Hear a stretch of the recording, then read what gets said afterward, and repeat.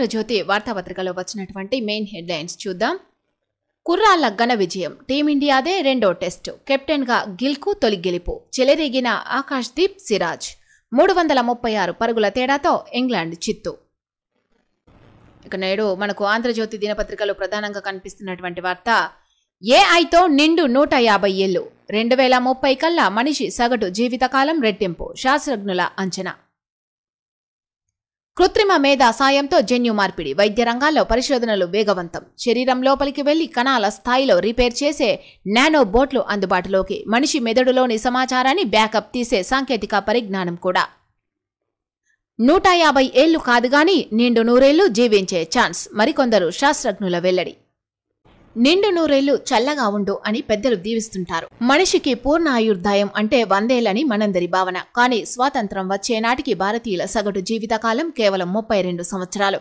మెరుగైన జీవనానికి అవసరమైన సౌకర్యాలు, సరైన వైద్య సదుపాయాలు లేకపోవడం, తరచూ ప్రబలే అంటువ్యాధులు, ఇలా రకరకాల కారణాల వల్ల ఒక్క మన దేశంలోనే కాక ప్రపంచంలోని చాలా దేశాల్లో 70 నుంచి 80 ఏళ్ల క్రితం దాకా కూడా సగటు జీవితకాలం చాలా తక్కువగా ఉండేది.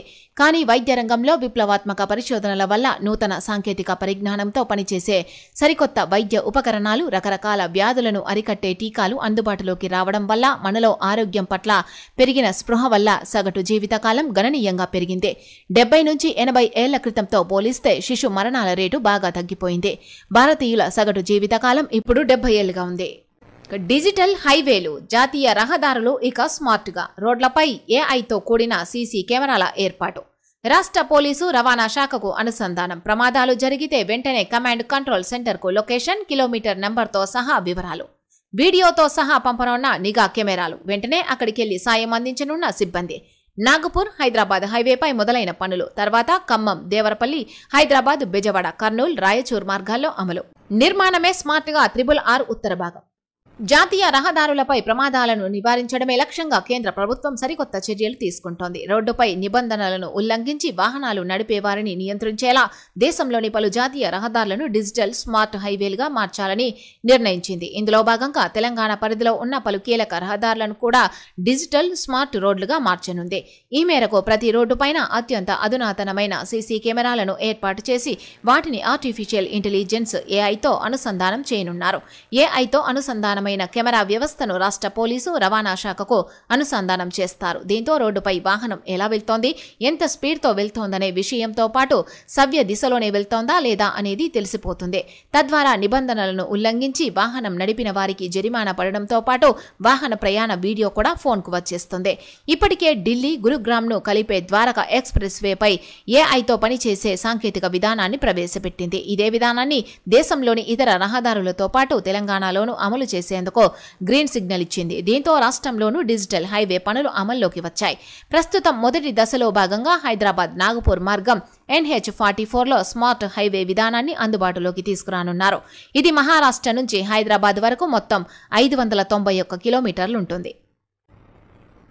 బెంగళూరుకు హైస్పీడ్ కారిడార్, నాగపూర్ నుంచి హైదరాబాద్కు నిర్మించే రహదారి బెంగళూరు వరకు కొనసాగింపు, 2 సెక్షన్లుగా రోడ్డు నిర్మాణానికి నిర్ణయం, రెండింటి DPRలకు టెండర్ల ఖరారు, గంటకు 120 కిలోమీటర్ల కంటే ఎక్కువ వేగంతో ప్రయాణించేలా రోడ్డు నిర్మాణం, తొలుత 6 లేన్లు, భవిష్యత్తులో 8 నుంచి 12 లేన్లు. ఇక మరో ప్రధాన వార్త చూడొచ్చు. మూత్ర పరీక్షకు దిక్కులేదు, రాష్ట్రంలో పతనావస్థలో ESI వైద్యం, వైద్యులు లేరు, మందులు లేవు, నిర్వహణ సరిగ్గా లేక తగ్గుతోన్న రోగులు, వరుసగా మూతపడుతోన్న డిస్పెన్సరీలో 150 కోట్ల మేర ఔషధ బకాయిలు, నిలిచిపోయిన మందుల సరఫరా, బిల్లుల చెల్లింపును పట్టించుకొని ESI ఉన్నతాధికారులు. ESI కార్డుదారులు, కుటుంబ సభ్యులు 72 లక్షల మందికి ఇబ్బందులు. చిరుద్యోగులు, కార్మికులకు మెరుగైన వైద్య సేవలు అందించాల్సిన ESI ఆసుపత్రులు, డిస్పెన్సరీలో పతనావస్థకు చేరాయి. మౌలిక సదుపాయాలు లేవు, కనీస వైద్య పరీక్షలకు దిక్కు లేకుండా పోయింది. సరిపడా వైద్యులు లేరు. 270 పడకలున్న నాచారం ఆసుపత్రిలో మూత్ర పరీక్షలు కూడా చేయడం లేదంటే పరిస్థితి ఏ స్థాయికి దిగజారిందో అర్థం చేసుకోవచ్చు. ఫలితంగా ESI కార్డుదారులు తీవ్ర ఇక్కట్లు ఎదుర్కొంటున్నారు. రాష్ట్రంలో ఈఎస్ఐ ఆసుపత్రులు డిస్పెన్సరీలకు వెళ్లడానికి రోగులు తటపటాయిస్తున్నారు. భారీగా ఓపీ పడిపోతుండటంతో డిస్పెన్సరీలు ఒక్కొక్కటిగా మూతపడుతున్నాయి. కొన్నింటిని దగ్గరలో ఉన్న వాటిలో కల్పిస్తున్నారు. రాష్ట్రంలోని ఈఎస్ఐ ఆసుపత్రులకు సంబంధించి ఏడాదిగా ఔషధ సరఫరాదారులకు బిల్లులు చెల్లించడం లేదు. సుమారు 150 కోట్లు పెండింగ్లో పడ్డాయి. వారు మందుల సరఫరా నిలిపివేశారు. ఈ ఆసుపత్రులపై ఆధారపడిన సుమారు 18 లక్షల మంది ఈఎస్ఐ ఐపీ కార్డు హోల్డర్లు, వారి కుటుంబ సభ్యులు కలిపి మొత్తం 72 లక్షల మంది ఇబ్బంది పడుతున్నారు. రాష్ట్ర వ్యాప్తంగా 71 ఈఎస్ఐ డిస్పెన్సరీలు, 4 ఆసుపత్రులు, 2 డయాగ్నోస్టిక్స్ కేంద్రాలు ఉన్నాయి. ఎక్కువ మంది రోగులొచ్చే డిస్పెన్సరీలో 5 చొప్పున, మిగతా వాటిలో 2 చొప్పున వైద్యులున్నారు. డిస్పెన్సరీలో చాలా వరకు అద్దె భవనాల్లో నడుస్తున్నాయి. మాజీ సీజేఐ చంద్రచూడ్ ఇల్లు ఖాళీ చేయించండి. కేంద్ర ప్రభుత్వానికి సుప్రీంకోర్టు లేఖ. పదవీ విరమణ చేసిన 8 నెలల తర్వాత కూడా అధికారిక నివాసాన్ని వీడని వైనం. గ్రేస్ పీరియడ్ 6 నెలలు దాటినా అక్కడే. త్వరలోనే ఖాళీ చేస్తానన్న జస్టిస్ చంద్రచూడ్. నేటి నుంచి వన మహోత్సవం. వ్యవసాయ వర్సిటీలో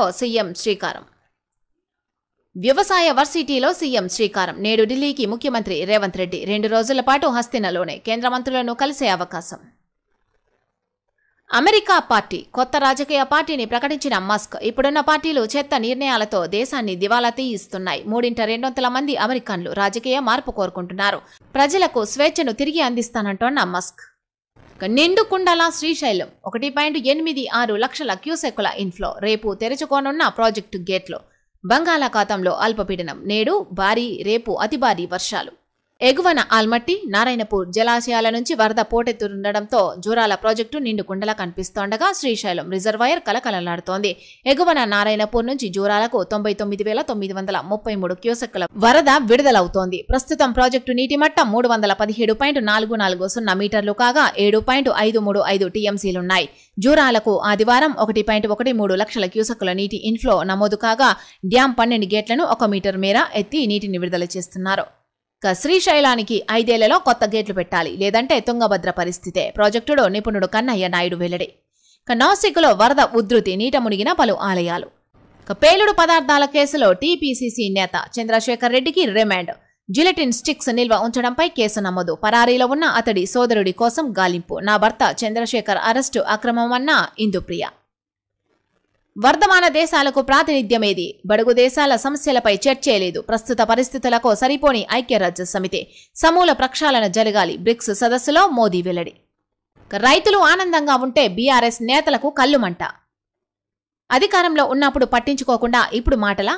రైతు బంధు సొమ్మును ఎప్పుడైనా 2 నెలల్లోపు వేశారా? బంధు పేరుతో ఎగ్గొట్టిన పథకాలు ఎన్ని? వ్యవసాయ శాఖ మంత్రి తుమ్మల నాగేశ్వరరావు ఆగ్రహం. రైతుల్లో ఆనందం, సంతోషం వెల్లివిరుస్తుంటే బీఆర్ఎస్ నేతలు ఓర్వలేకపోతున్నారని, వారి కళ్లు మండుతున్నాయని రాష్ట్ర వ్యవసాయ శాఖ మంత్రి తుమ్మల నాగేశ్వరరావు అన్నారు. ఆర్థిక పరిస్థితులకు అనుగుణంగా రాష్ట్ర ప్రభుత్వం సంక్షేమ, అభివృద్ధి పథకాలు అమలు చేస్తోంటే బీఆర్ఎస్ నేతలు జీర్ణించుకోలేకపోతున్నారని ఆరోపించారు. అధికారంలో ఉన్నప్పుడు రైతులను పట్టించుకోని బీఆర్ఎస్ నేతలు ఇప్పుడు రైతు సమస్యలపై చర్చించాలని అంటోంటే మొగుణ్ణి కొట్టి మొగసాలకు ఎక్కినట్టుగా ఉందని ఎద్దేవా చేశారు. రాష్ట్ర ప్రభుత్వంపై బీఆర్ఎస్ నేతలు చేస్తోన్న విమర్శలపై మంత్రి తుమ్మల ఈ మేరకు ఆదివారం ఒక ప్రకటనలో ధ్వజమెత్తారు. రైతు సంక్షేమమే రాష్ట్ర ప్రభుత్వ తొలి ప్రాధాన్యమని స్పష్టం చేశారు. దేశ చరిత్రలో ఎక్కడా లేని విధంగా కాంగ్రెస్ ప్రభుత్వం అధికారంలోకి వచ్చాక ఏడాదిన్నరలో 103,000 కోట్ల రూపాయలను విడుదల చేసిందని పేర్కొన్నారు. ఇందిరమ్మ ఇల్లు దేశానికే ఆదర్శం. ఏడాదిలోనే పథకానికి 22,000 కోట్ల ఖర్చు. వచ్చే 3 ఏళ్లలో మరెన్నో పథకాలు అందిస్తాం. పుట్టగతులుండవనే ప్రతిపక్షాల ఆందోళన. కుట్రలు, కుతంత్రాలు చేస్తున్నాయన్న బట్టి విక్రమార్క. రాష్ట్రంలో 4.5 లక్షల ఇందిరమ్మ ఇల్లు ఇచ్చాం. డబుల్ పేరుతో బీఆర్ఎస్ మోసం అన్న పొంగులేటి. సంయమనం పాటించండి. మంత్రి కొండా సురేఖకు సీఎం రేవంత్ సూచన. గోల్డెన్ వీసా 23 లక్షలు. భారతీయులకు యూఏఈ బంపర్ ఆఫర్. నామినేషన్ ఆధారంగా వీసా జారీ. ప్రాపర్టీ వ్యాపారంలో భారీ పెట్టుబడి అక్కర్లేదిక. తమిళ నాగరికతపై రాజకీయం. కీలడి నాగరికతపై ఎడతెగని వివాదం. ఆ నాగరికత 2800 ఏళ్ల కన్నా ముందటిదని పరిశోధనల్లో తేలిందంటోన్న ఆ రాష్ట్ర ప్రభుత్వం. అందులో తప్పులున్నాయంటూ నిలిపివేసిన కేంద్రం. ఇవి ఈరోజు ఆంధ్రజ్యోతి దినపత్రికలో వచ్చినటువంటి మెయిన్ హెడ్లైన్స్.